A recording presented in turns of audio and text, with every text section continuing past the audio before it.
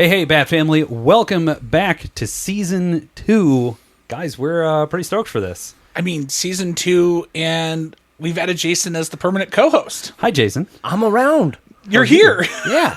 At least physically, for Well, sure. that's true. You're still a little checked out mentally, but frankly, it makes sense. We have a special guest joining us for our Season 2 kickoff, and I'm very, very excited about this. We have the founder of Smirk and Dagger games, Smirk and Laughter. He's done stuff like Run Candyman and Hex and all kinds of things from way back in the day, all the way up to the most recent stuff like Tesseract and Boop and A Place for All My Books. We have Curt Covert with us. Curt, how are you doing? Hey everybody. Yeah, I'm doing great. It's a pleasure to be on the show. Well, we are very happy to have you here. I know Smirk has been around forever, since 2003, I think? That is correct. That's 22 years for anyone who's counting. That's crazy. Oh my goodness. Congratulations. Yeah. Absolutely. Thank you.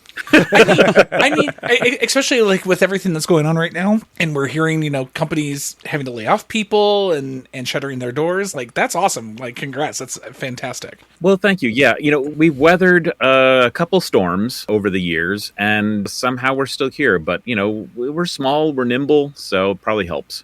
So we're very excited to have you on, and we'll go ahead and jump into our first segment then. Great. The way we normally start each episode is just talking about what's been on the table. So, Scott, what have you been playing recently? Okay. I mean, we literally have only been back for, at this time of recording, about 2 weeks since Gen Con. 3 weeks. Has it been 3 weeks? It's been 3 weeks. Isn't that Okay, crazy? so I started a new job just when we came back. I'm still playing stuff from Gen Con. It's been Vantage. It's been Temple Code. It's been Fliptoons. Fliptoons has been a lot. It's like my now easy, quick comfort game, and just kind of giggling that Mark hates this game. So I just... Preview for that review coming out, I guess. I think Spoilers. I think we pretty much did the review. But yeah, so that's been basically what's been on my table, because it's just like the bag's right there, and I'm still like, it's so pretty. So that's been me. What about you, Jason? Yeah, I got to go ahead and throw down with some Fliptoons with you. Mm-hmm. Obviously, I got to play some two-player Vantage with Maria. Had a great time with that one. We rolled one of the difficult missions for her first game, so that was great. Ooh. Yeah, we had to go find a Kraken. So, really cool stuff there. Yeah. Also, I never knew that I could roll that many dice in the game, but with how much I stacked my equipment, I had 11 dice to go ahead and roll when I started out with, I think, 3 or 4 before modifiers. So, pretty cool. Also, got to jump in a little bit on Citizens of the Spark to be able to go ahead and play and prep for some of our stuff for later. And so far, I think that's what I got on the table, at least in the last couple weeks. Nice. Curt, what have you been up to? Well, so, first of all, most of the time, I'm just playing oodles of prototypes. Sure. But I have gotten, Ito has been on the table, Rebel Princess from Bezier, The Gang from Cosmos, Finspan, Harmonies. So they've all hit the table in recent times. But, man, we have been cranking on actual prototypes and getting new games out. Nice. Ooh, love that. Exciting. I love that. That just sounds like lots of fun. We had the opportunity to sit down with Brad Talton over at Level 99 at Gen Con, and the way you guys crank through prototypes and development, there's a reason we wanted to have you on to talk about that, because looking at your slate of games, I know you have a lot in the pipe, I'm sure. I had a few things on the table as well. I know I have all these Gen Con games that I'm playing through, but if you have looked on Blue Sky, you've seen the gigantic stack of rulebooks that I need to get through.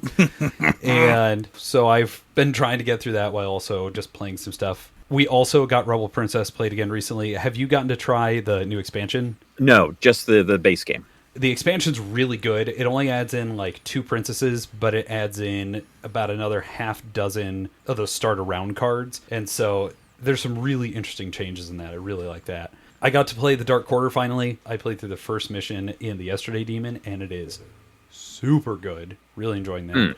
Basically, if you like Vantage, but you want dark horror New Orleans, it's kind of the same game, weirdly enough, but it's very, very good. And then I playing more Apiary, just because Apiary is great. And then I tried Fractured Sky again. Guys, I don't like it. It's just not hidden, is it? It just didn't. No. I was like, you know what? I'm going to try it. I'm going to wait some time. I'm going to play the solo mode. We're going to, I'm sure I missed something in those first couple plays. And I just didn't. it's just not compelling, or what's your feeling?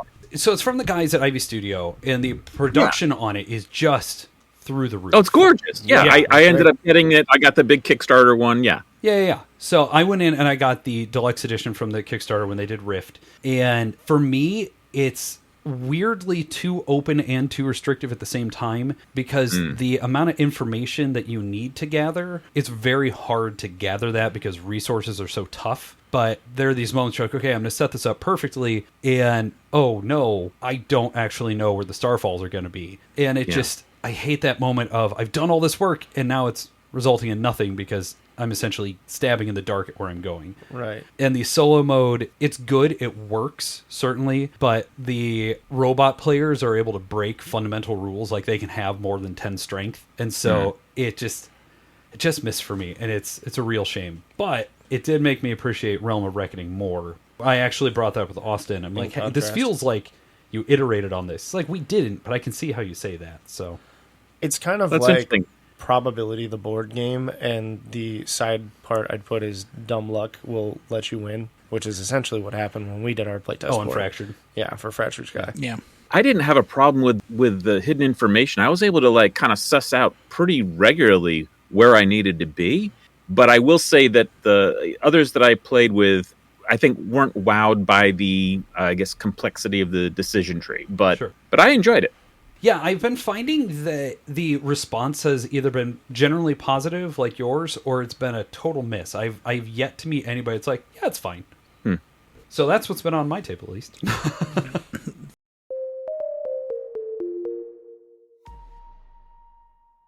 So for our topic of the week, we're going to be talking with Curt and just talking about kind of the history of Smirk and Dagger and how they have weathered storms and gone through everything. So we're really excited to go into this. Well, getting into a little bit of the meat and potatoes of this, especially for Curt, because you guys got to go ahead and meet up at Gen Con. Yes. I was super busy, so I never got to meet you. So hello, how are you?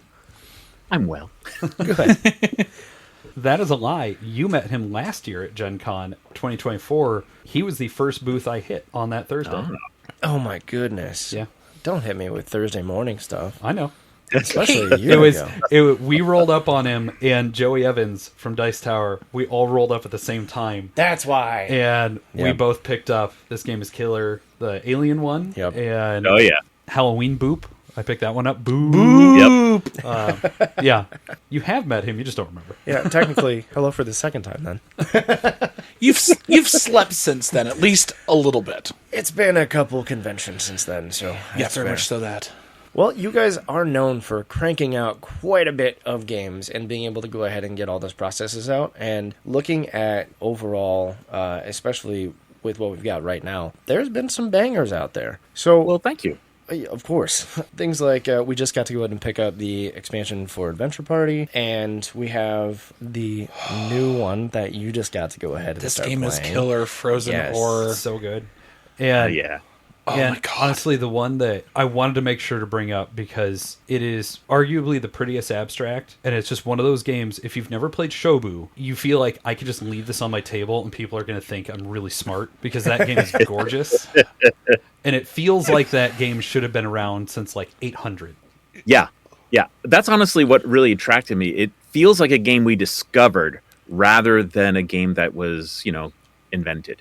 I think it's absolutely stunning to see on the table. I am absolutely horrible at it. One of my good friends, it's one of his favorite games, and I just can't wrap my head around it. I feel, unfortunately, a little dumb when I play it, because I'm usually really good at spatial games. That one, I struggle, but I still like playing it. Yeah, it's such a clean design, and the fact that the designers, they designed it 3 years prior to me seeing it, and they put it up on a shelf because they were like, something's wrong. Like it's too tight. Like I feel like we're missing something, and they shelved it.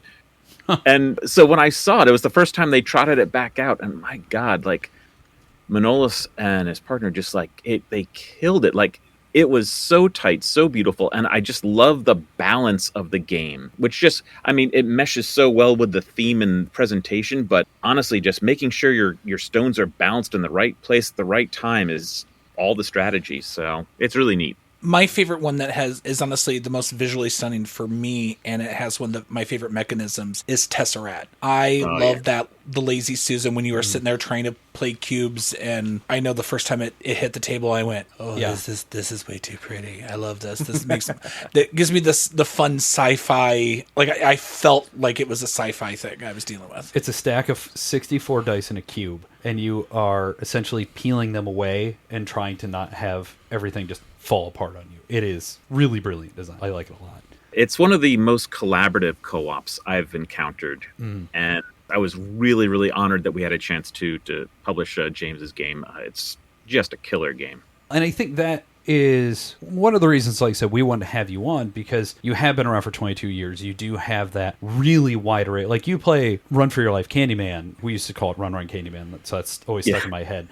But you have that, and then you have something like Tesseract, and you have something like the Night Cage. All that is in your oeuvre, and that is a very impressive array of designs to be able to say, like, yep, this is all under a banner, and it all feels like you're playing a Smirk and game whenever you're playing any of them. Well, that's wild, because for a while, I think we were kind of soul searching. Obviously, for 14 years, we did nothing but stab your buddy games, which, I absolutely adore. So for those first 14 years, I basically designed all those stabby games all myself. But when we started thinking about, I was thinking about maybe I'll go full time, rather than run it as a hobby business. But I was like, well, if I do that, I'm going to have to broaden my shoulders. Not everyone loves backstabbing games. And that's when we started to experiment with things like Shobu and all the other titles that came after. At that same time, trying to do one game a year when it's concurrent with my regular day job, that was one thing. But when I went full time, I was like, well, we're going to have 2, 3, 5 games a year or more now. And to do that, I stopped being able to design them all. And I started working with some really great designers who had amazing designs. And then we just helped take them wherever they were. Very often it's like 85% done or so when we get our hands on it. And then it's just kind of taking it from that prototype stage to the final product. But it's looking into their design and saying, oh my God, what makes this special? What can we dial up? What can we highlight? How can we enhance it? And then how does it feel like ours? But a lot of that is kind of the emotions that get stirred while you're playing it. That's something, even, when I was doing nothing but backstabbing games, that's what I loved, like the roller coaster, the emotional roller coaster of those backstabbing moments. But even with something like Shobu, when you sit down to play that game, you get this kind of zen feeling like, oh, this game has been around forever, and you feel like you're stepping back in time playing it. Anything that kind of hits you in the feels, that's what I really value at the table, on top of having it be a good mental challenge as well. Yeah, I mean, I certainly spent a lot of time when I first got in the hobby, like seriously around 2008. We played so much Candyman. You want to talk about feelings? I had a lot of them, and they were big, and they were not happy most of the time. Oh my God. That is one you guys know. You guys know that was never intended to be a game. No, spill the beans. No, I did not know that was not intended to actually be a game. I will make this quick. Yeah. When I had, really just 2 games in the chute, and I was like, all right, I'm going to do something else. And I had this funny idea. It was going to be an online promotion. I had this funny idea about a nightmarish version of Candyland where you're trying to escape and rip the limbs off of gingerbread cookies to make your way out. And I figured, well, I'll just do it black and white. I'll put it on my website. People can download the materials, play with their own Candyland game. It'd be a fun lark for people. Well, I brought it to the Gamma trade show. Retailers saw it. They're like, oh no, full color. I don't care what price you charge. Like, we will sell the crap out of this. And then they did. Yeah. But like for a while, I started getting known as the Candyman guy. I was like, no, it's barely a game. That is not me. It felt so in line with all the cheap ass games and all the James Ernest stuff at the time. Yeah. Like, there's a reason we all went in for it. But yeah. I've played a not insignificant amount of that in my life. Well, it has built a cult following for sure. That's funny. Yeah, you've had such a wide expanse of games that has come from the beginning in 2003 all the way up until now, where I know you touched a bit upon when you were kind of doing it as your part-time like passion project and doing one a year to supplement your own income, but going through kind of from there, moving on in the industry and seeing yourself kind of blossom into, I'm going to take other developers under our wing and under our banner. Can you go ahead and give us a little bit of kind of the behind the scenes for people who aren't in the industry and kind of explain the evolution from doing your own games to seeing all of these other designers come into play and how that works? Gosh, it started with Dread Curse. There was a designer who came and pitched us the game while we were at Gen Con, I think. And I really got swept up in the idea of this piratey game. And having never actually licensed a game from a designer at that point, I tried to get very smart from other publishers. What's the best practices? I want to have a gold standard. And so, you end up signing a licensing contract and you end up paying the designer a percentage of whatever you make on the game. So very often it's between 5% and 10% of whatever I make. And depending on where I sell it, I might make a bunch of different amounts. If I sell it at a show, well, I'm selling the 100% of that cover price. If I sell it direct to a retailer, well, I'm making 50% of the cover price. So they get that percentage of whatever I actually bring in on that game. It works out pretty well. Now, some companies are kind of known for, hey, we sign it, you'll see it when it's done.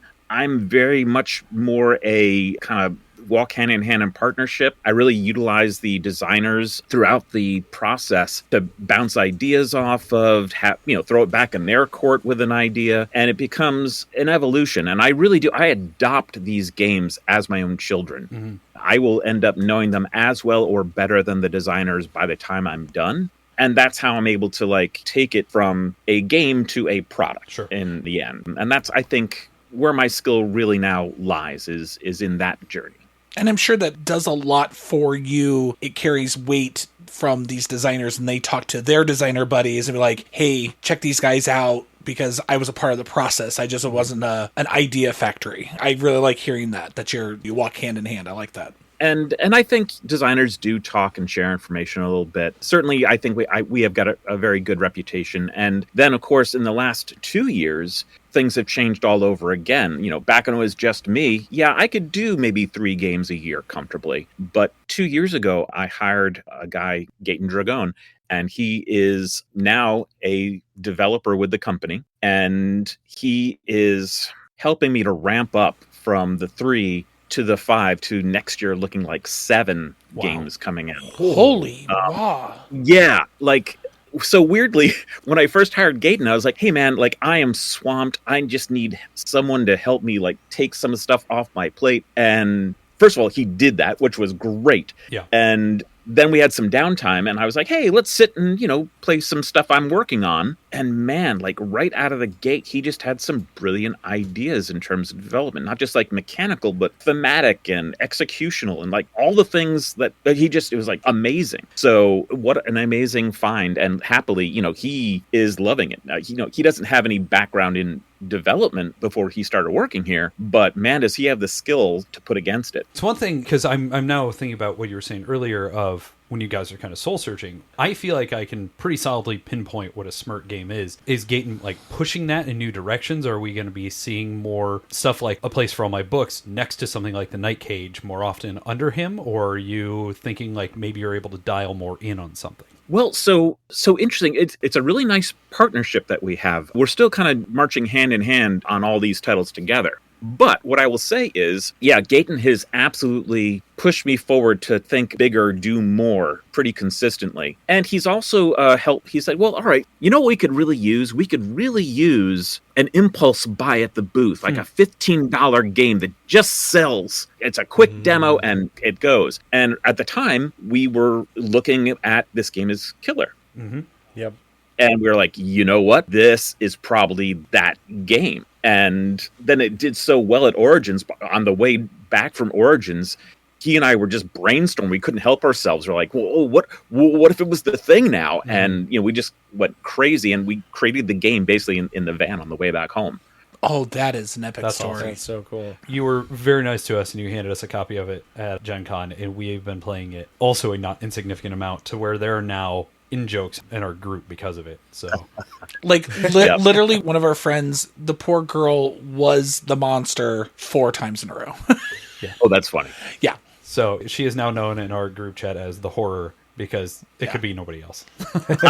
Yeah. So I was just going to say, but even once we had the core idea, I mean, it still took months for us to really figure it out, including we brought Ivan back in, the designer of the original game. We hadn't intended to actually necessarily design this thing, but all of a sudden now, he was working on one, we were working on one, and we ended up at a game show conference where designers are getting together and playtesting all their stuff. And we had these competing versions trying to get the best one to kind of move forward with. And close to the end of the show, both of them were dead. Both of them had failed miserably in one way or another. And we were pulling our hair out. And we were like, okay, well, if we don't resolve it this weekend, in the next 3 hours, we will miss our print deadline to have it for next Origins. Wow. Ooh. And so we were like, well, that's it. The game's dead. We'll have to punt and figure it out another time. And at one point, I just said, all right, hear me out.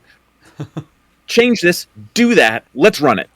And that one little tiny change, which, by the way, was changing the priority numbers from 1, 2, and 3 to just 1 and 2. Because all of a sudden, a game that was taking way too long, boom, everyone just started dying left and right. That did it. Is there a particular time in gaming that you've enjoyed more than others, or that you felt like you had a bigger impact? As a designer, you've done so much, and as a publisher, you've done so much. Wow, that's a really good question. I'm going to answer that in a couple different ways then. The first one is as a designer. I think where I really take pride as a designer is because I specialized in take-that games, they started kind of moving out of style even more so. I mean, it was always niche, but at some point, a lot of those games relied on player elimination and other types of things that really fell out of favor in gaming, and in some cases, rightly so. So a lot of it was, how do I jump ahead of that? How do I innovate? How do I do things better to solve for things that people are seeing as problems? And 2 of the games I'm most proud of in that kind of light, Cutthroat Caverns, which was one of the first real semi-co-op games, and then Nevermore, which is a really interesting card game that did have player elimination in its original design, and it didn't work at all. And I ended up finding a way to do player transformation, so you would meaningfully be turned into a raven and couldn't win as a raven, but could, over the course of the game, work your way back in to win. And some people loved being turned into a raven to have that struggle back. So those were 2 pretty interesting times for me as a designer. And those were almost a decade apart, because I think Cutthroat Caverns was 2007 and Nevermore was like 15, 16? 2015? Off the top of my head. I think you're right. Not that I just looked it up and trying to find out if I can buy it, because that's in my wheelhouse. But then as a publisher, I think right now is probably the thing I'm getting the most out of. For a long time, I would go into a game store and I just didn't really see a lot of my titles unless I went into where I had a relationship with that game store or something like that. But broadly, I was kind of not as pervasive out in the marketplace, which was a little frustrating. But my game sold and I was happy enough. And again, I wasn't living on it. They just had to pay for themselves, and it was a creative outlet, and I was happy with that. But these days, we really have had a lot of success in the past really 2-3 years where, I don't know, I think the company is just viewed differently these days. Having The Spill and Night Cage at Barnes & Noble and Tesseract all pretty much back to back to back, I'm sure, had to be very helpful for that. Yeah, it's been great. And Barnes & Noble has been a terrific partner. They've brought in, at this point, a lot of our line. But, even just talking with other folks in the industry, talking to retailers, talking to distributors, it's just, I feel like people are looking at what we're doing these days and like, hey, man, that's pretty wild. And so, I think it's really in this, just the last couple of years that I think maybe I've found at least my magic sauce. I don't know if it's, not all of them are going to rocket out of the stadium, but we've had more solid entries than not, I think. My friends are still playing Boop. And they bought the Halloween Boop. They've got the Christmas Boop. Oh, Big Head went nuts for Boop the Halls last year. Yeah, I mean, and Scott's design is great. So many times it's finding just the right design, the right designer, and then finding the right way to take the game as it is and find the way forward with the game. And again, sometimes it's 10% of the work to take it from where it is to where it goes, but sometimes that 10% is everything. Yeah. We're going to exit out of this particular topic just to keep the episode moving, but I have one last question for you. And as I was going through and looking stuff up, like I said, I don't know if I call him fond, but I have plenty of memories of Candyman. And I saw you guys did a deluxe convention edition in 22. Yeah. What's the chances of you doing something like that for Cutthroat Caverns? Because a game like that, especially as mean as it is, from what I see from the players I talk to, I feel like there's a space for it. But I also feel like it's one of those games that has been a little forgotten and deserves to not be. Well, first of all, thank you. And second of all, I have been trying to get Cutthroat Caverns reprinted for 4 years. Oh, okay. Oh. And the problem has been that every single one of these years, we have been doing more games per year and higher reprints of games. Like, I'm running out of money every year. It's hard to allocate the dollars to Cutthroat Caverns when we have all this other exciting stuff going on. Sure. Fair. But we are hoping for next year, assuming that tariffs are under control, that we want to have a Cutthroat Caverns compendium. So this is going to be a best of Cutthroat Caverns with our favorite creatures, all redone art, just like the anniversary edition, and offer it as like essentially the new base game. And if it does well, we'll keep printing it. If it's already had its time, then we'll know that and we'll move on. But I get asked a lot about the game and when is it coming back. So that's good. Like, this was not a plant question. I had no idea that was going to be your response. I just remember, man, there was always a table at my one game store that was playing it. There was that and lifeboats, and good night if there weren't many arguments. Yeah. That's awesome.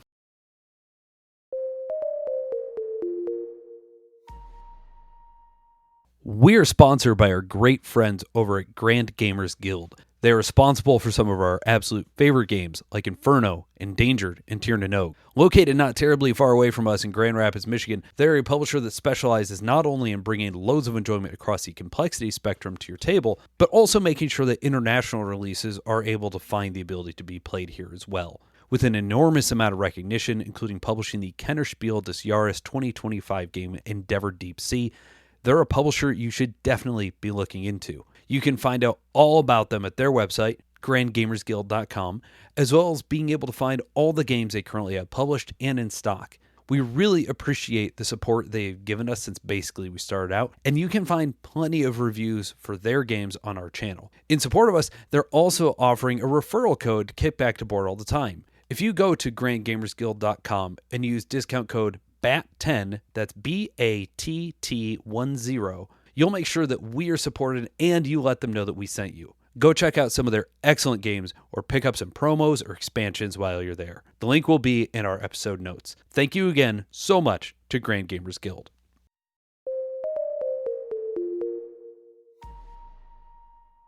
So before we start off, we just want to say that Curt has not played this game that we're about to talk about, so we have recorded this piece afterwards, and so we are going to rejoin Curt after this segment. But otherwise, Jason, take it away. It's time for one of my favorite segments of this. Yeah, shut up. Why did I play that? And luckily enough for Season 2, I got to go ahead and drop it not only as the first one, but we got to do it live on Theater Geeks. Yeah, we did. Just this last Sunday. So, no further ado. Yeah, you came in swinging with this one. Really did, because he already knew how I felt about the game. I did go ahead and talk a little bit with Scott because I had a list of them. And I said, all right, I want to go ahead and choose which one I've got here because I've got about 5 that I wanted to drop. And I knew that we already had a visceral reaction from one of us while we were playing it to begin with last year. And I was like, yeah, this is going to go ahead and get Mark. And he goes, oh, yeah. Oh, yes, Mark's going to totally get it. Yeah.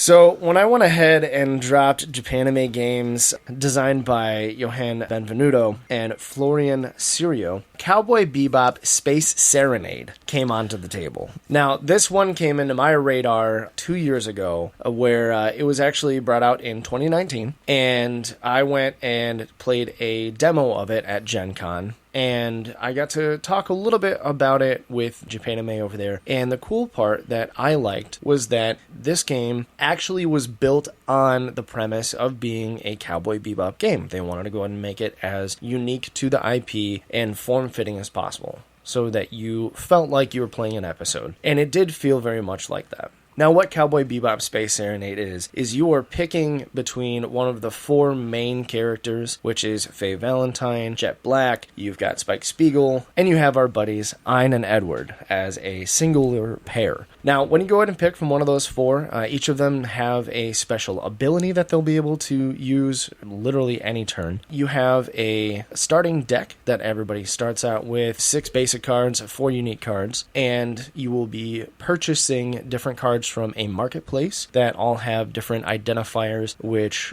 relate to one of the 4 main characters, but also may have a team-up ability on the bottom. You'll be earning what they call Wulongs throughout playing cards, being able to garner more fuel to be able to move from one of the 4 spaces out on the board. We have the Bebop being one of the main spaces. As you kind of return to the ship at the end of a mission, you go to Ganymede, Earth, and Mars, and the entire purpose of the game is to build your deck so that you can most easily fight or investigate different mercenaries that will pop up and inhabit one of the 3 main planets, and you are trying to work against your opponents in kind of a very chaotic way to capture and or subdue these to gain these renown points. Now, you'll go through this several rounds until you hit Vicious, which is going to go ahead and trigger your endgame. Now, Vicious, for people that are not into Cowboy Bebop, is kind of like the BBEG or the big bad guy for the series. And once you trigger him, you don't have any more of the mercenaries that pop out. They will go ahead and still maintain, but you'll have to fight him, where it normally starts out as a cooperative thing, ends up being very much not so. And once you trigger the end game of either him escaping or being able to come back and finishing him off and capturing him, you count up your renown points, see who has the highest, and that is the number 1 mercenary. Now, the cool part that I will mention for a couple of these spots is the ability to play your cards, and as I mentioned, that there are team-up abilities on the bottom of the cards. You can chain all of your cards as played, where when you, for example, play a Faye Valentine card, it might have a team-up ability with a Spike Spiegel card, so that if you play Faye's card and then Spike's card, you'll be able to have an added benefit along with playing those 2 in a consecutive pattern. Now, for this game, for me, I love it because you have the ability to essentially become the character that you want to become. Each one of their abilities makes sense for that character, and it gives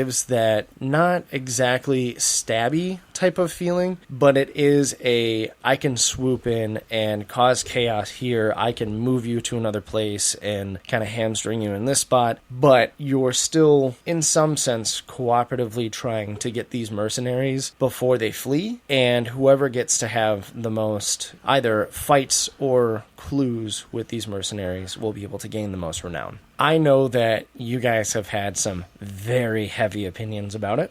Mm-hmm. So I'll open up the table and start off with probably the most level one, Scott. Yeah, so like we played this, gosh, how long ago was it on the channel? It was about a year ago. Yeah, so we played about a year ago on the Theater Geeks channel, and at the time, did not care for it. I thought it was more of a cooperative game than it actually was. Yeah, this game is not co-op.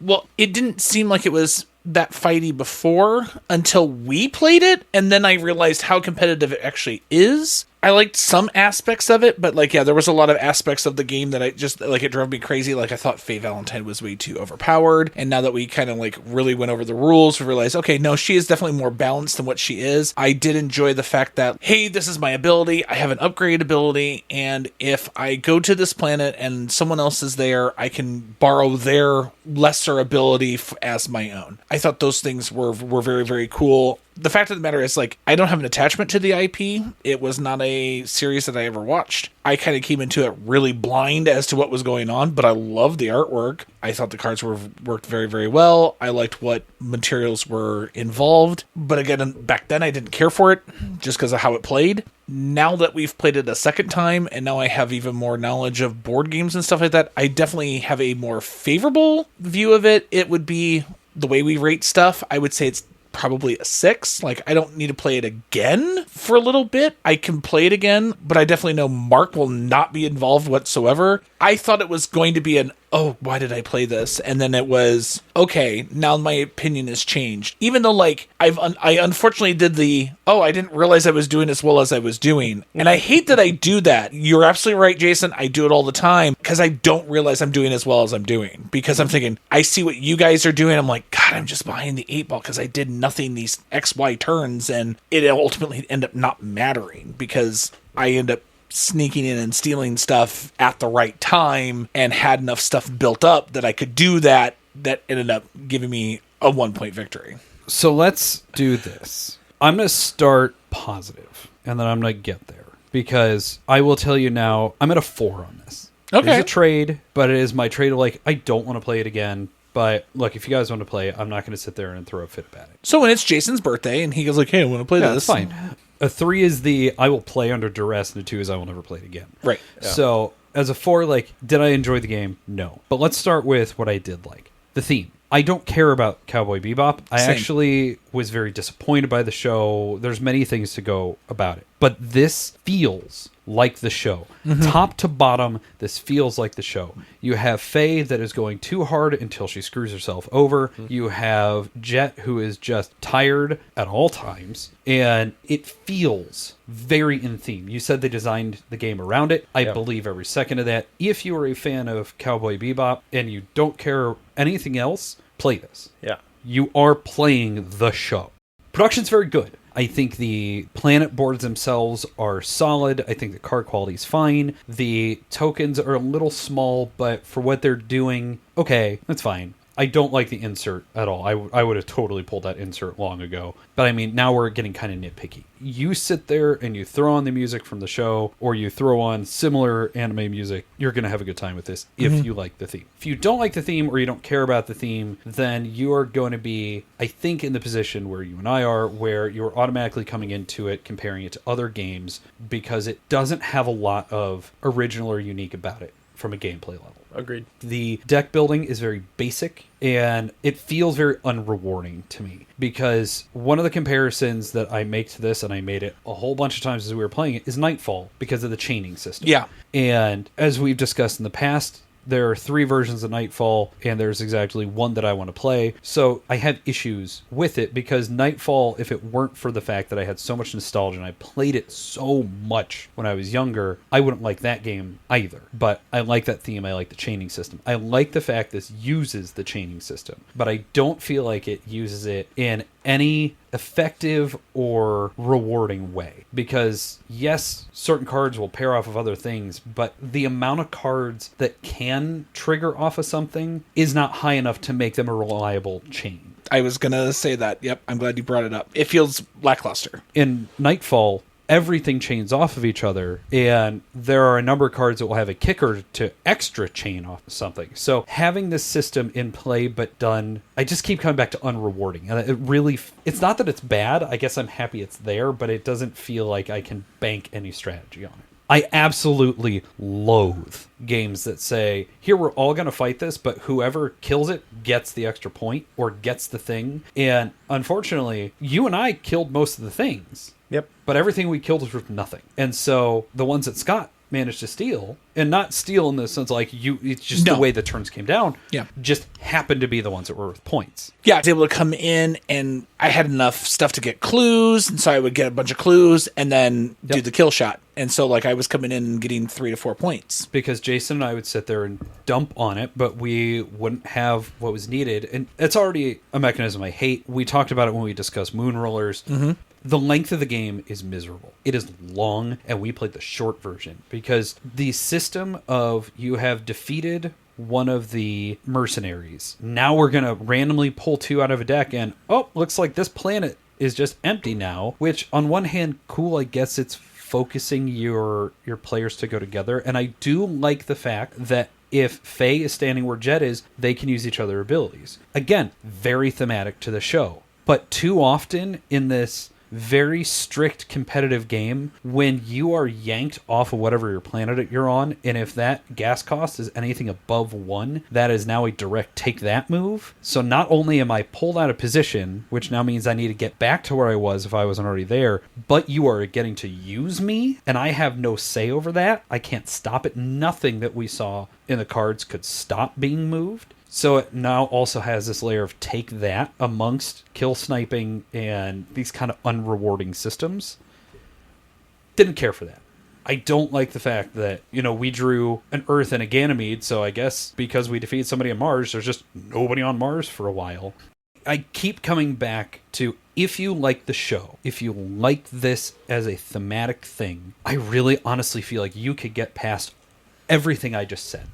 Mm-hmm. Because it's Cowboy Bebop. I'm amazed there's not a CD in the box, frankly. Yeah. I don't like the show. I don't like this melange of mechanisms. I think Tortuga 2199 does the limited resource types with a more interesting way to purchase cards. But again, I'm like the person in the world that likes that game. So I don't own that anymore because I couldn't get people to like it. And it's not as mean as Nightfall, but I also don't think the chaining is as rewarding. So it's a 4 for me. I really did not enjoy it. But I also am able to look at it as a product of its IP, and as if you like these other things, if you don't mind having a game that can take a while or that does have some swinginess, if you just like deck building, if you want to not rely on the chain, be like, oh, hey, look, my cards came together that I can choose to do this and not feel like you need to rely on it. There are reasons to like this game. It is just not a game for me. Yeah, I think that's 100% agreeable in that aspect. And to the whole point about kill sniping, it is a valid thing. And I think that when you set up, originally you'll go and have 3 of the starter mercenaries. So 1 is on each planet. They are worth 0. So it essentially is kind of to kick things off. But that will stave off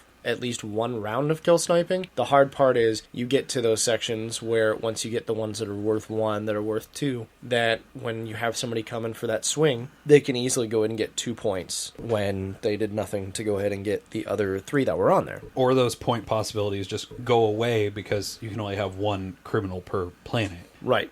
And the other big thing, there is a strategy to how much you are fighting or how much investigation you're going to be doing as well. Absolutely. I do like the multifaceted approach to taking him on. 100%. Yep. And just a basic breakdown that I kind of glossed over before. 2 points of currency, which are the Woolongs to go ahead and buy cards from the marketplace, and then you have fuel. Fuel is used for a whole slew of things. Normally it's used for any of your abilities that are on each of the characters that you use, as well as moving from place to place, which can go anywhere from costing 1 fuel up to 3, and it can be a very, very big thing. It's dead thematic. Yep. It is too hard to get. It is easier to get water in Dune Imperium than it is to get fuel in this, it feels like. And that's one of the things that I feel like I contest with a little bit, and I think it has a lot to do with the cards that you end up buying in the marketplace, which can be a shortcoming of it. That's a weakness of the genre as a whole, though, so I'm not going to hold that against the game. My example for a lot of the stuff that I did, and this could also be because I've played it a good amount, I knew to go ahead and try to find the cards that A, will have the team-up abilities that give me more fuel, so that there were several times that I was getting in one turn 5 to 7, even 8 fuel in one turn, and I could do a lot with that. And the more fuel that you have, the more times that you meet up with your other Bebop mates, you can go ahead and use those abilities to really kind of ramp up your play. I think the game does want you to play together. I mean, it's reinforcing that kill sniping thing of if you are there, then you can start using your fuel as Wulong or whatever if Faye is around. I also do really like the wound system in this. Yep. I don't love that they can end up on top of your deck. That was hard. That sucks. That sucks, especially when you're fighting Vicious and he's decking you twice for every punch you hit him. He's like, cool, I'm going to really screw your next hand just because these 4 wounds that came up, well, they're all going on top of your deck. Yeah. That blows. But the idea of it's just a straight, if I punch something, I'm getting punched back. Yep. And maybe it's a close call and it goes away, or maybe it's sitting on top and I have to pay fuel for it. I do like that system. I think it is an interesting conflict and it is something that helps kind of balance out a little bit of how much damage do I want to take on. But in practice, I found I'm just going to go hard and whatever, I'll just deal with it when it comes up. Yeah, like when we got to Vicious at the end of our playthrough, and there was one portion of the time that I ended up fighting him and hitting him for like, I think 4 attacks, which I ended up getting 8 wounds for. But because I had so much fuel by the end of it, and I was next to you, yep. And I got to go ahead and essentially weed out the majority of all of the wounds that I just took, which was really cool. The one thing I really do like about... It was great for you. Yeah. It was very frustrating for me of like, cool, you're using my power. Well, and that's the other part. part. And I didn't get anything for it. Right. Like, if I got some of that fuel, that'd be cool, but I didn't. And that would be an important aspect of the game that I think could be beneficial, is that if you are using somebody else's ability, then every time you use it, maybe they got a fuel back for it or something like that. That could be a good, maybe a house rule to go ahead and make it a little bit more even. That way that the fuel is not as scarce. I think I would enjoy the game more if that were in place. It would encourage me to want to be around you guys, because our final scores were 15, 16, 17. Yeah. So it's not like me going off rogue and going alone onto most planets worked against me. Yeah. But fuel's just so hard to come by. Yeah. I think that little tweak would probably, it would probably take it from a 4 to a 5 for me, because again, I just don't care for the theme. Right. But I wouldn't have as much of a from turn to turn.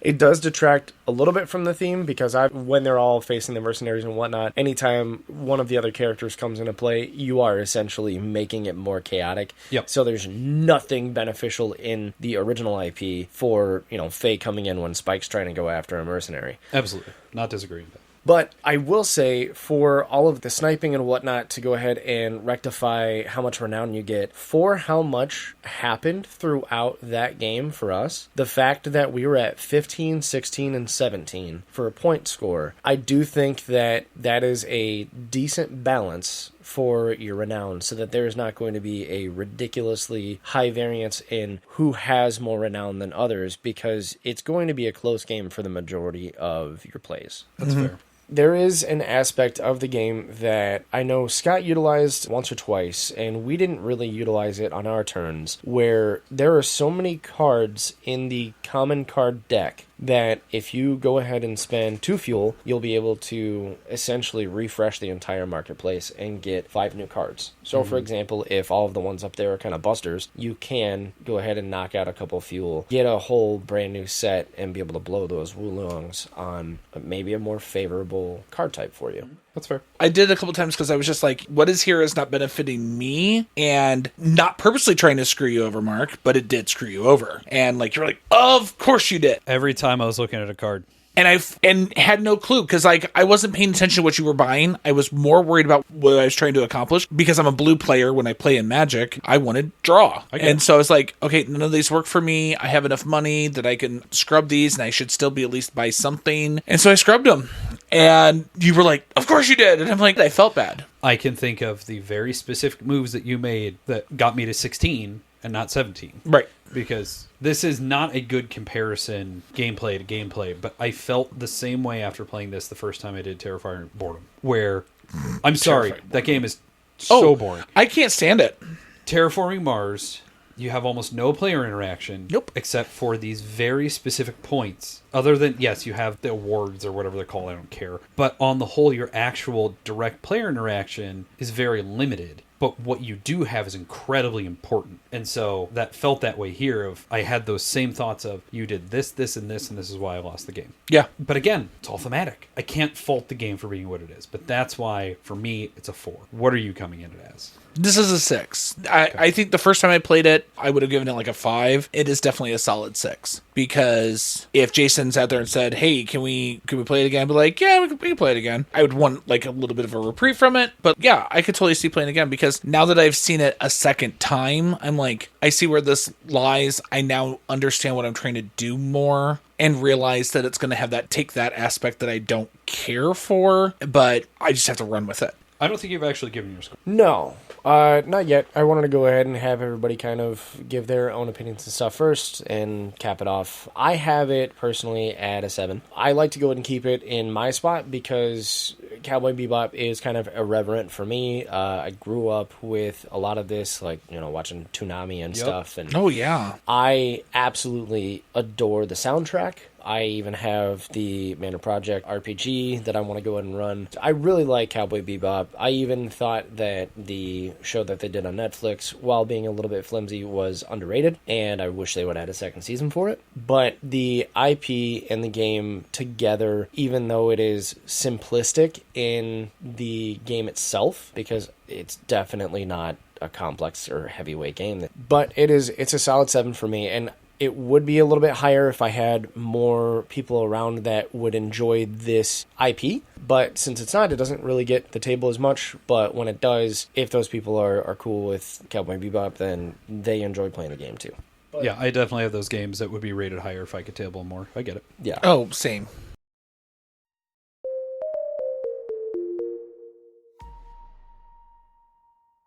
Now we come to Table, Shelf, and Trade. This is our standard set of mini reviews where we're just going to bring a couple of games and give high-level overviews and talk about what we liked, what we didn't like, and actually review it and hopefully talk about them as a group. So I know I have brought 2. I also have 2. Ditto, I too. have 2. Nice. Cool. Excellent. All right. Well, we'll just go around the circle and just go one at a time then. So, Scott, why don't you go ahead and kick us off? Okay, my first one, Mark is going to hate this one because it is just Mark. I love Mark, but I have to put it on the shelf. I've kickstarted the next project that's coming out. It is Project L. I love Project L. I love playing it solo. I love playing it with groups. It's just one of those fun little tessellations, filling in the puzzles, trying to upgrade your pieces. I keep getting my updates for their next project, so it's like a deluxe edition with a whole bunch of extra stuff in it, and I'm just like, can't wait for that coming in. Mark will never play it, but I can't wait to get it. I mean, look, you made me play for Why Did I Play That? Uh-huh. And Yeah, it's a game. it's a game. For me, it's a great It's a game. gorgeous game. It really is. Production is nuts. Yeah, the production's insane. So yeah, this is a total shelf for me. It will always be a shelf. It's a strong 8 for me, almost a 9. I think the reason why it's not higher is because I can't get more people to play it, so I am playing it solo more when I do play the game, just because it's a fun, thinky game for me. Curt, No, have I you have not. played Project L? So much fun. I don't think you have. No. It's a hard trade for me. It is one that I wanted to like more than I did. I looked at it for a very long time, and boy, I came out of the game much different than I was expecting it to. Like, it wasn't intended to be a Why Did I Play That, and then it became one. Right. I'm wondering when the new stuff comes in, like... It's... No. I don't think so. I played all your expansion stuff. I don't... No, you're good? I'm good. Are you sure? Look, I can pull out more Endless Winter stuff. Would you like to try more bits of Endless Winter? You mean let's throw everything at the wall and see if it sticks? Not arguing, but I still like the game for no good reason. All right, Curt, what did you bring I got for your The first Gang by John Cooper and Corey Heath from Cosmos. Yes. It's just a delightful game. Now, I happen to be a poker player, and normally I'm not even like a Hold'em player. I am a dealer's choice, wild card, crazy game kind of poker player. But I love this kind of feel of like the Mind or other games that are, you're trying to intuit through people's actions the strength of whatever they're holding. And in this case, it's your poker hand. Are you going to grab the lowest bet chip or the highest bet chip? Because, and how does that change as more cards get revealed and your hand either develops or falls apart? And I just find it a really interesting game of communication, of a new way to like work with poker mechanics, and just I find it thoroughly enjoying. So yeah. That is a fan favorite over here. Yeah, we actually have recorded a review for it. It's going to be coming out here in season 2. And long story short, we all fell head over heels in love with it because the conversations that develop of you see just what's in pocket. And you're like, okay, everything's fine. I think it's going to be great. And then you just start watching as faces fall as you hit the flop. And then the turn hits. And you're like, oh, crap. And then somehow the person that's been dragging a 1 the whole time pulls that 5 or 6 chip, depending on how many players on the river, and it's like, what? They flushed. You hit? Yeah. Or you're like me, where you guys always leave me with like that 5 or 6 chip, and I'm like, guys, you really shouldn't. I'm dependable for being a 1 or a 2 almost every hand. We don't finish you at 5 or 6. Yeah, we don't. That's where you But for a end up. good 3 rounds, I'm up at 5, 4, 6. It depends. Yeah. I'm also a big poker player, and that game. Oh, such a good one. It's All right, well, we've got something for Absolutely great you game. interesting maybe next year. That's all I'll say for now. All right. Oh, all right. we love a spoiler. You know we're going to ask it by the end of the episode. A little teaser or something. And there was the laughter. We got the smirk. He's probably smirking right now, and we just got some laughter. It's true. So, Jason, what's your first one? My first one is a 2017 release from Sir Chester Cobblepot Board Games. It is Whitehall Mystery. It's a 2 to 4 player game. Basically, you are 1 to 3 detectives trying to go after the 4th player or 2nd or 3rd player and essentially try to track them down and catch Jack the Ripper. This is the streamlined version of Letters from Whitechapel. Right. It's the smaller board. It includes the river. Yeah, I know Whitechapel Mystery. Yeah, you actually gave me this one. I believe that. Yes. We got to play both of them, and I have tried very hard. This one is going to be a trade for me, and I don't think it's because it's a bad game. It is just because I feel so much like I'm taking a shot at a dartboard and just hoping that it's a good hit, and it ends up normally not being the case. That's a bummer. Yeah, it's kind of that I get It's the a same pure feeling. hidden movement game, too. Yeah. So Yeah, and it feels very much like the same feeling I get from Fractured Sky, where I'm just like, all right, I'm going to put this here. Okay, I didn't hit. Well, I'm screwed. All right, well, I'll try next time. And I just could not lock it down. So I ended up giving you mine because you hadn't played it. And what I have largely found over time is I don't particularly care for the hidden movement genre because with the exception of Escape from the Aliens in Outer Space, which is 30 to 45 minutes, they just tend to be 2, 3, 4 hours. And that's not something I would do for that length of time. Yeah. I really like Letters from Whitechapel. I think Whitehall Mystery is very good. If you like those games, if you want to put in that time, I don't have the logical gap issue that I have in Fractured Sky with that, but my tolerance for that type of game for that long just bypasses me. So clearly it's a trade for me because I did, but I do think if you like the genre, I think there's a lot to like in the game. See, my favorite of a hidden genre, like I think you might get behind Last Friday from Ares Games a little bit more because it takes the Jason slasher movies. Now, see, I played that one. You have played that Yes. one? Okay. I do enjoy that one. Okay. And it's a little bit more like semi-cooperative. I liked that one. This one, it just didn't hit. And I like the whole Jack the Ripper idea. Like, it's very cool. Just Oh, yeah, I love historical. was a miss. What you got, Mark? So my first one is one that I was not expecting to honestly ever even bother looking at, but I love Alley Cat Games. I've mentioned that multiple times. And at their booth, they had this teeny tiny little game called Message in a Bottle. And I believe it originally came out from Red Cat, and they may just be localizing it here. I'm not entirely positive. But essentially, you have a few dice with letters inside of this plastic bottle, and you are just trying to shake up the bottle and then come up with a word that has each of those letters within that word. It has to be minimum 4 letters, and if you screw up, you're going to lose a point that you may have earned already. And it's a first person to 8 points. I did just see this But one. it works. It works for me shockingly well. It is technically a speed word game, which is going to automatically write off a bunch of people, but the fact that you're doing in the bottle, that the bottle has these weird distortions and it has the curves, it means that players are going to be up and moving, and they're going to be examining it. And even though my background is in English literature, I have a very wide vocabulary, which is bit Scott and I in the butt multiple times for Message in the Stars. When we played that, it wasn't just Scott and I. In fact, neither of us ended up winning that game because trying to figure out what we're going through with those distortions and then with the effect die, it's really, really interesting. It's a smart little package. It's a lot of fun. It is honestly more fun than I was expecting it to be because I thought, maybe I'll pick it up and play it with my kids. Honestly, I'm going to be playing this, probably taking it to family events and playing it with my non-gamers because you do want to be able to look at it and think, okay, what word has 2 T's and an H and an F in it? And if for some reason you think, oh, wait, there is no word, if you're the first person to call, like, this doesn't work, and you make 10 seconds before anybody is like, oh, hey, by the way, you're wrong, you still score the point out. So it's really interesting game. If it weren't for that bottle, it would be a complete miss. But just that difficulty and the distortion where you are looking and you are engaging in a word game in a way I've never had a word game engage me, I really enjoyed it. I would give this probably a strong 7. I could see this moving up because of how many people I can play with I think Red Cat does some really interesting games. And I did see this one recently.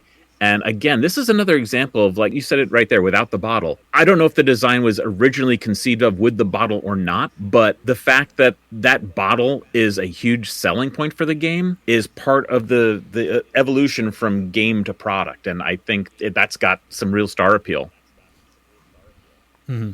I want to like this more than I do because of the distortions of the bottle. Depending on what angle you were in, it's completely unplayable. I would have had to have knocked over the people sometimes because the way people would set the bottle down, everything was occluded. I couldn't read a single letter. But I think that is seen through the space that we were playing in, that we were playing at the table recording it right now. Yeah, which is like a long rectangle. But I think if we were playing in a party setting around a regular coffee table or something where people are up and able to move, you want to be able to move around the table to see it and get through those occlusions. But on the whole, I think it advantages the game a lot more for being there. This is definitely a trade for me. Sure. It's gone.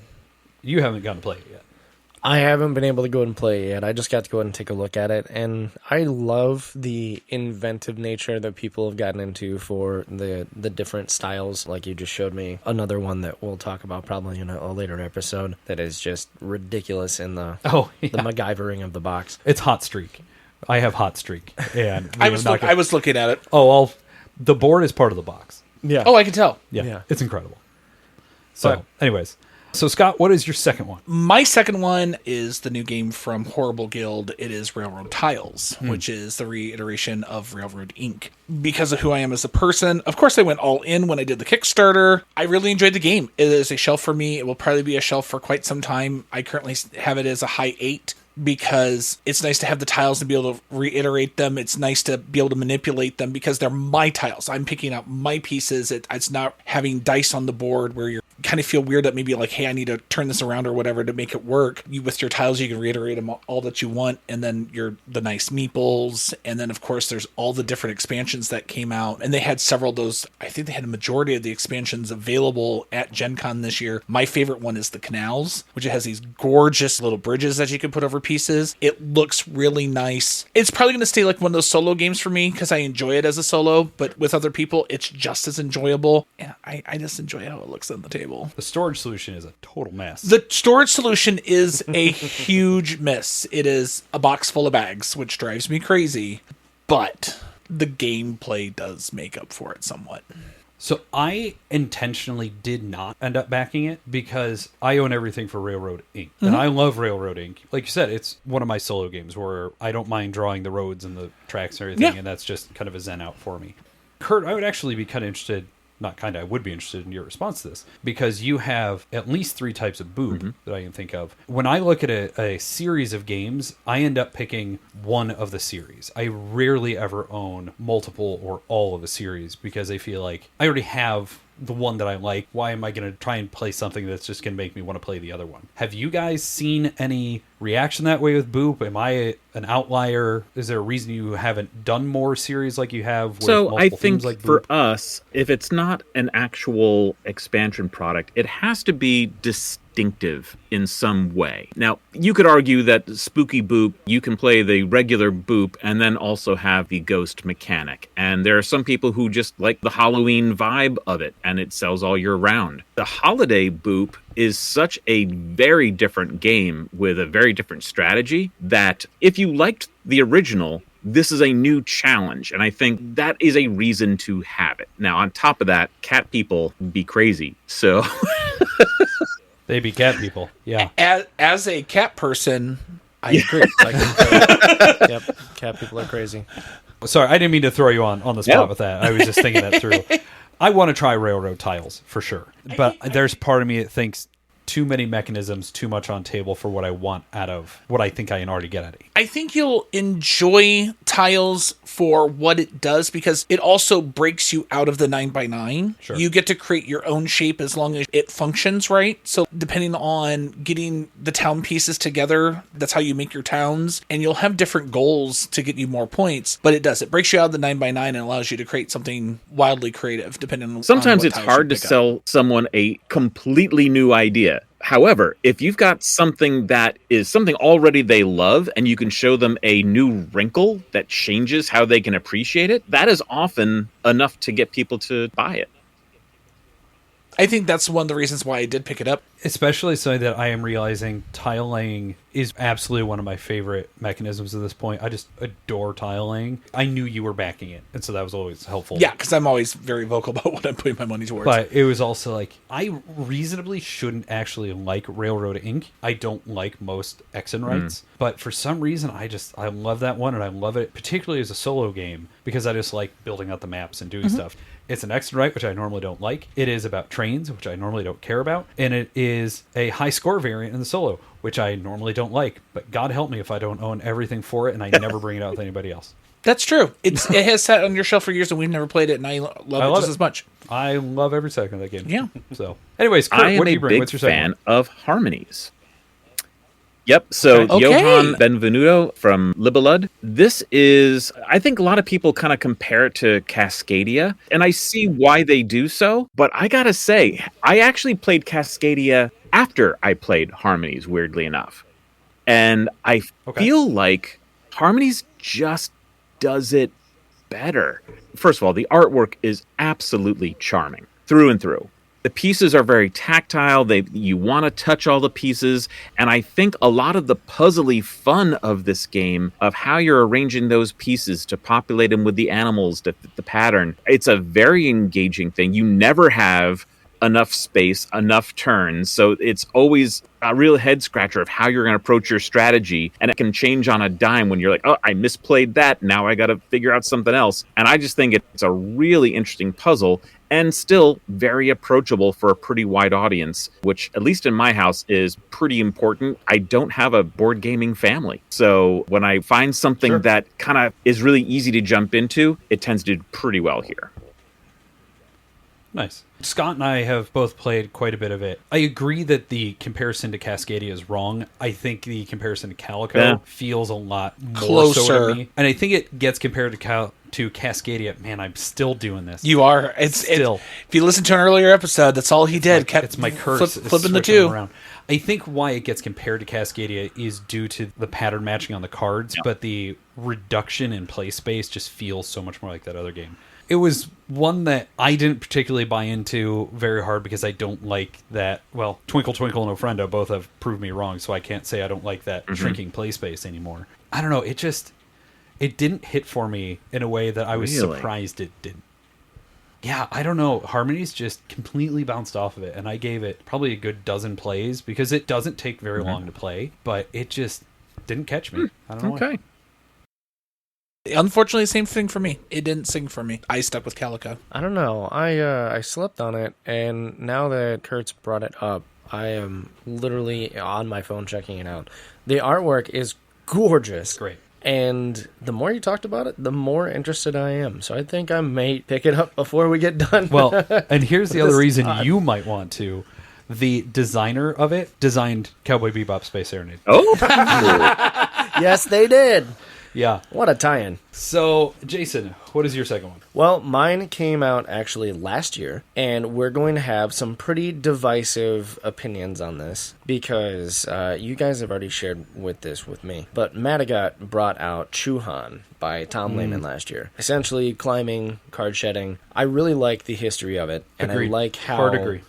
it flows really well, especially if you do the kind of mini campaign mode that they have. That is really, really neat to go along with the history. The artwork on it is fabulous. Also hard agree. Also, the other big thing that is really, really neat for it, just in the component aspect, is that you have a pretty simple board to be able to go ahead and pop out and play. It doesn't take up a ton of table space or anything by any means, but they actually have a to-go small case that you can just go ahead and take the cards and the smaller pieces to be able to have it. Like the variant score tracker. Yeah, to go ahead and take it on a plane ride and be able to go ahead and throw it down on there. I have really enjoyed the swings that have happened in the game that I've got to play a few times. The only reason why it's in the middle at a table for me, at about a 6, is just because I don't have a lot of people that are appreciating the mix of the game and the history together. And as a 2-player specific, it's tough. Yes. The one person I know that would absolutely love this game that I could play this endlessly with has moved down to North Carolina, so I cannot go ahead and enjoy this nearly as much as I want to. But it is a strong 6 for me. It would probably be higher if I had some more folks that would be down to play it.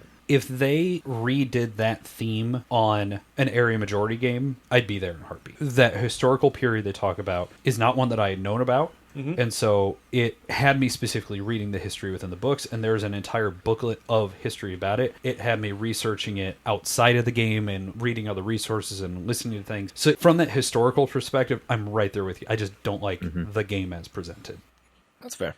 I feel like I'm more positive than this normally, but here we are. This game won the spiel. It deserves to have won the spiel. It is an incredible game that I feel so endlessly stupid while playing. Oh, no. And this is Bomb Busters. Oh. Yep. Like, it swept things last year. It is still in the general gaming conversation with as many puzzle and logical deduction games as are out there. It is bananas how popular this thing is. And I hated every second of it. Ouch. It is just not for me. I don't know what it is, but when it comes to logical deduction in board games, I just feel stupid. I don't know what it is. I can do them in any other medium and have a really good time, but for some reason in board gaming, I just feel dumb. In this one, there are enough moving pieces that if you're able to sit there and really connect with it and really figure out the logic of, okay, this means this and this means that, and because he's holding that over there, then that means this has to be over here on this third person. Again, this is another one of those of, my opinion is completely against the grain, and frankly, it's probably wrong, because for most people and for logical deduction fans,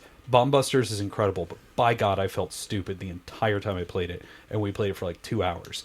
So, I definitely gave it a chance. I haven't gotten a chance to play it. You'll love it. I'm sure. That's like my bread and butter, what I bought at Gen Con this year. I couldn't not talk about it here because it's become such a thing amongst the people that played it with me and the people on the Stonemeyer booth, and everybody that's interacted is like, really? Why don't you like something? I'm sorry, it just makes me feel dumb. The mythos behind it the day after you guys played it that night was astounding, because the entire morning they were at the booth, and it was almost like the group of 6 that I was there with were kind of rationalizing why you didn't like it, and seemed like, oh, well, maybe it was because of this, or maybe it's because of that, and it was like all circumstantial stuff. And it wasn't because I was tired. It wasn't because we played it too late. It wasn't any of the things that like you can normally pin on a game night at Gen Con. Like, we played it early in the evening. It was the first game we played. Yeah. Just a miss for you. Just a miss for you. Curt, any notes it's on my list to try, but it has not made it to my table yet. Here's the thing. It is a brilliant design. I'm just very bad at it, and I feel stupid. I am hoping that one of our buddies brings it to PAX so that we can go ahead and play it at PAX U, so that if I do like it, I can pick it up. But I definitely want to go ahead and try it before I buy on this one. Only thing I will say, and I think it is a complete production miss, is the racks for the tiles that are in the box are not very good, because Big Head Dave 3D printed these trays that are lettered A to, I don't know, like L or something on the one end. And it made it so much easier to say, is A 2, rather than having to point at somebody and then count in and be like, the third one from the left. It was a really simple little thing that he printed that they should steal and put in the box. Otherwise, there's really nothing across the board. It's a great production otherwise. Nice.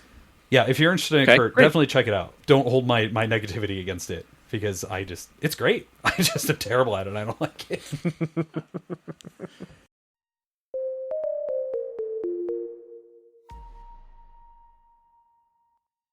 Hey, It's Mark from the future.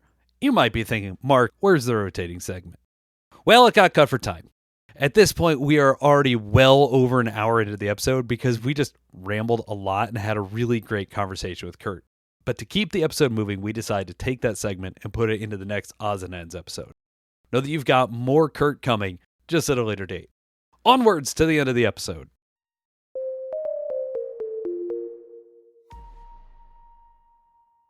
Curt, since you are here and you have very graciously given us a couple hours of your time this evening, go ahead, talk about whatever you want to. What does Smirk have coming out? As other content creators have called it, we're laying out the red carpet for you. Very good. Well, thanks. Yeah, so as I mentioned kind of earlier in the cast, this is a big year for us. We've got 5 games coming out right now. I think most people have heard about A Place for All My Books. You know, that's going to be hitting shelves. I know you guys are already looking at this game is Killer Frozen Horror. Mm-hmm. The 3, it's though, so that... Oh, I'm delighted that you loved it. The idea is to keep on going back to the well with, all right, how is it going to operate completely differently with a new monster? And so we've got 3 different ideas workshopping right now, but no news on that just yet. But that said, the other stuff that we've got coming out of the chute right now, did you see Enthrone when you were at Gen Con? No, I did not. Okay. This is one that, if you like abstract strategy games, this one is definitely one to take a look at. It's a 2-player game, and it's got deduction as part of the gameplay loop. There are these amazing 3-inch fantasy bust figures that ring the board, 8 of them. And you're one of them, and your opponent is one of them. And it's a cat and mouse game of either trying to get your piece to the center, figure out who they are and eliminate them, or eliminate 3 quarry that are listed on your ID card, and you can win that way too. There's several different ways to win, but it has the gravitas of playing a game like chess. You feel like it's a kind of a king's game as you move these pieces forward, but it is such a very different, very approachable abstract experience. There's nothing else like it, and it is absolutely something like, if you like 2-player abstracts, definitely check this out. We also have Boom Patrol, which is essentially like an arcade on the tabletop. It imagines a world where it's a spectator sport for armored combat. So there's these animal critters in tanks going for golden glory, almost like World Wrestling meets BattleBots. Oh my God, yes! And as you're rolling over these little building tiles, you're getting power-ups, and you're ricocheting shots, and it's all kinds of craziness. Okay.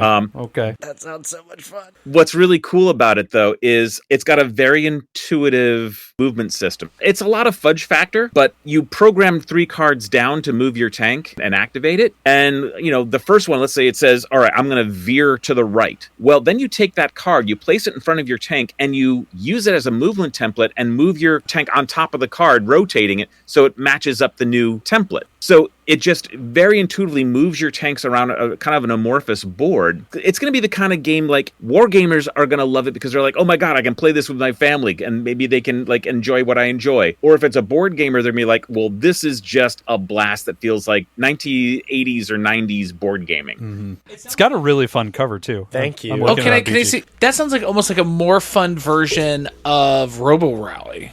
I mean, I was thinking X-Wing, but yeah. X-Wing, Wings of War, it kind of feels in that vein. Okay, I love that. A lot less serious. This is so much goofier and more arcade. Okay. Love it. Yeah. I love it. That sounds like a blast. Mm.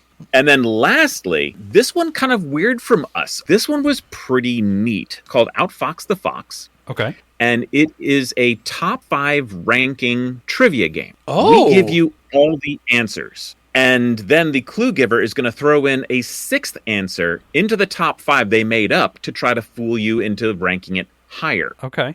And then it's the clue giver versus everybody else. So here's the category is something like the top 5 songs that wedding couples have banned at their weddings. Yes, please. Okay. Now, at the bottom, there's an attribution. It says this is from DJs at a certain time, place, website. You can look at your phone, you can find any list you want, but according to this specific list, here are the top 5. Mm-hmm. And now I'm going to throw one in that I'm hoping is going to fool you as well. It's 2 minutes. Everyone starts debating, discussing, and you start putting them in rank order. Number 1 all the way down to number 5. And you put at the bottom the one you think is the garbage answer. Sure. Well, just because you all agreed that that was the order together as a group doesn't mean you always agree with the group. So before everyone gets scored for everything you got right, you have a chance to double down on an answer that you think is in exactly the right position for personal points. So it's a really interesting game. The big fun of it is, of course, the debate of what we think, what is the worst song that people want banned? But it's also then the big reveals, like, you're kidding me. There's no way. And what I love about it is that it's a trivia game that doesn't make anyone feel dumb, because it's not like you're put on the spot and someone who knows sports or someone who knows books is going to be that much better than anyone else. Like, you're working as a group to figure it out. You're just never in the hot seat. It's very simple, but man, it really delivers.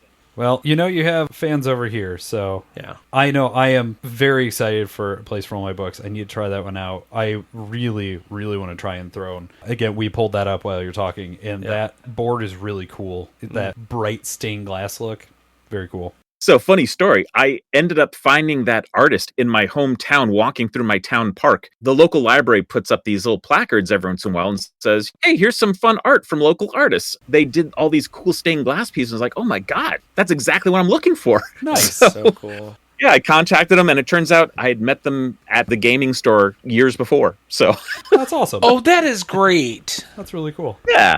Anything else you want to throw out there? I tell you what, we've got so much more coming. I'm not going to even tease it right now. Okay. But by the time we get to PAX Unplugged, I will have more to show you guys. Very cool. Oh, We will be there. with bells Yeah. on. Yes. I'm going to make you wear bells now. Okay, that's fine.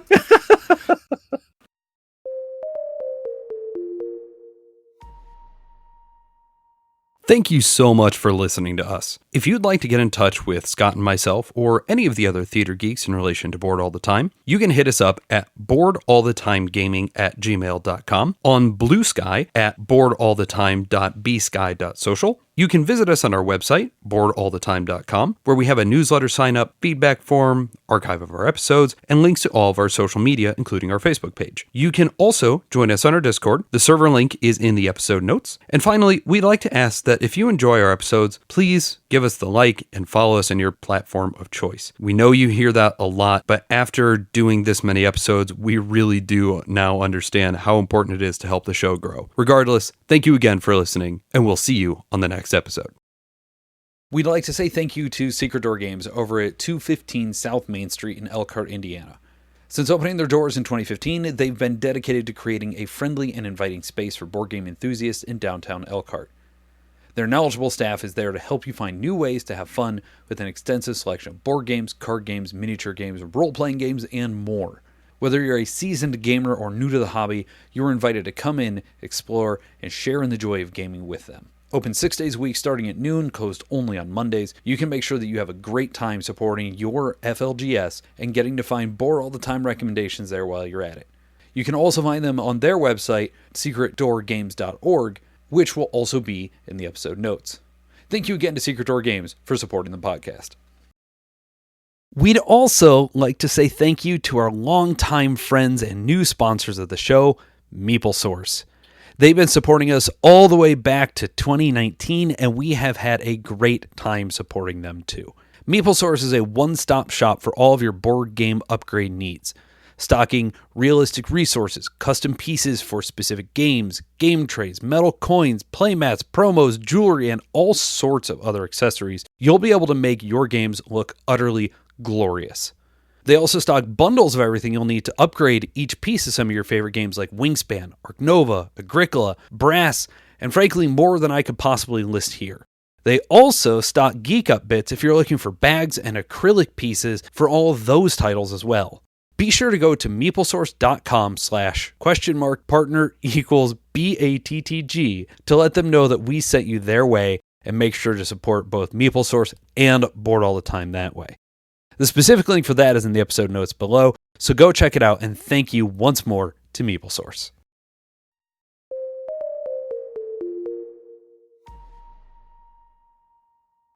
Curt, thank you so very much for coming on. We really, really appreciate it. This has been really an absolute blast. My great pleasure. We are so excited to see you at PAX 2 and meet you for the third time. Right? For me. That will be great. And I will have 4 new things to show you at that time. Oh, yes. Very exciting. On that, guys, get out of my house. Oh my God, you are so rude. Curt, you're not in it, so I mean, you're welcome to come here so that I can kick you out. But Oh, well, thank you. Well, and if you're ever in the northern Indiana area, let us know. We would be happy to have you at our gaming table. absolutely, All right. Well, that is an invite I may take you up on at some point. that would be Sounds awesome. On that, everybody, we'll catch you on the next one. Toodles.